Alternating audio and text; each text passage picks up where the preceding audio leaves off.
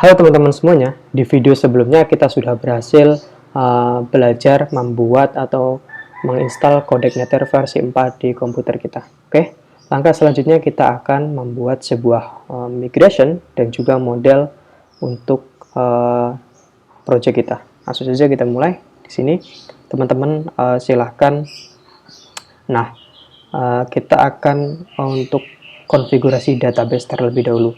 Nah, jika teman-teman perhatikan, kita bisa buka projectnya terlebih dahulu menggunakan VS Code di sini.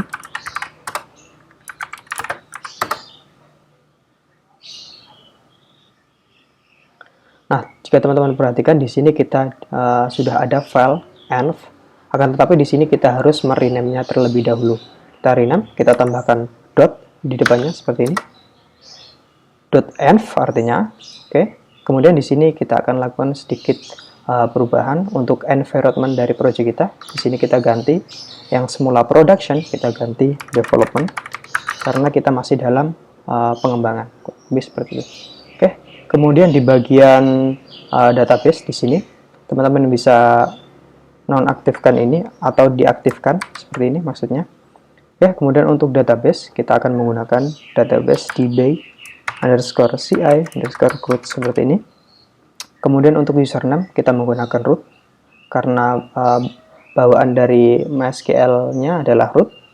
Jika teman-teman menggunakan sum juga sama root. Kemudian untuk password di sini saya menggunakan password. Akan tetapi jika teman-teman menggunakan sum biasanya adalah kosong atau tidak perlu diisi. Kurang lebih seperti itu. Oke, di sini saya save seperti ini. Kemudian saya coba jalankan servernya lagi di sini. Kemudian kita coba reload project kita. Oke.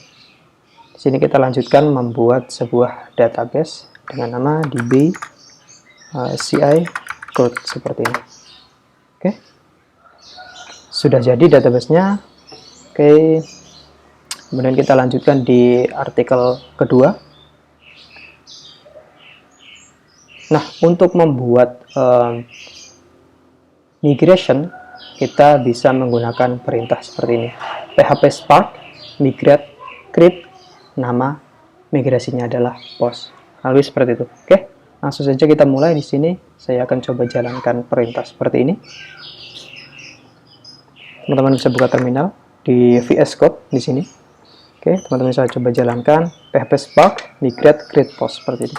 Oke, maka secara otomatis kita akan dibuatkan sebuah file baru di dalam apps, kemudian database, migration, dan ini dia.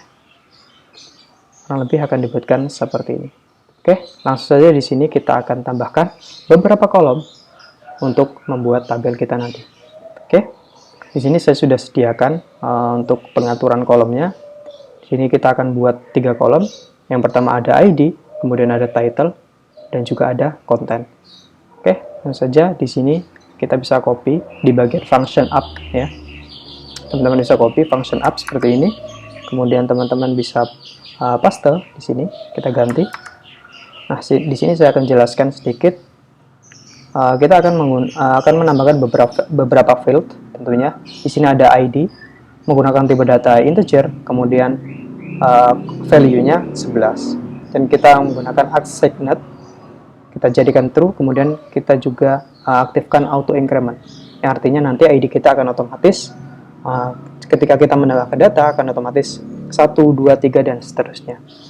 Kemudian di bawahnya kita akan menambahkan kolom lagi dengan nama title menggunakan tipe data varchar dan value-nya adalah 255.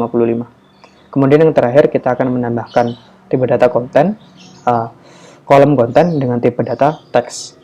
Oke, untuk constraint-nya kita tidak perlu isikan karena teks ini sangat panjang sekali. Oke, kurang lebih seperti itu. Kita bisa save di sini. Oke, setelah itu kita bisa menjalankan migrasinya dengan perintah PHP Spark migrate. Oke, jika teman-teman perhatikan di sini database kita masih kosong. Oke, kita bisa coba jalankan migrasinya. PHP Spark migrate seperti ini. Nah, jika teman-teman menemukan pesan seperti ini, artinya migrasi kita berhasil dilakukan. Oke, sekarang teman-teman bisa coba cek di database ini yang semula kosong. kita refresh, maka kita sudah dibuatkan dua tabel. Yang pertama ada tabel POS, yang kedua ada tabel migration. Oke, kita bisa cek di tabel POS kita. Oke, kita sudah dibuatkan 3 kolom. Yang pertama ada ID, kemudian ada title, dan ada content. Kurang lebih seperti itu cara membuat migration dan menjalankan migration di Codec Netherman. Oke, sampai di sini video kali ini. Kita lanjutkan di video selanjutnya. Terima kasih.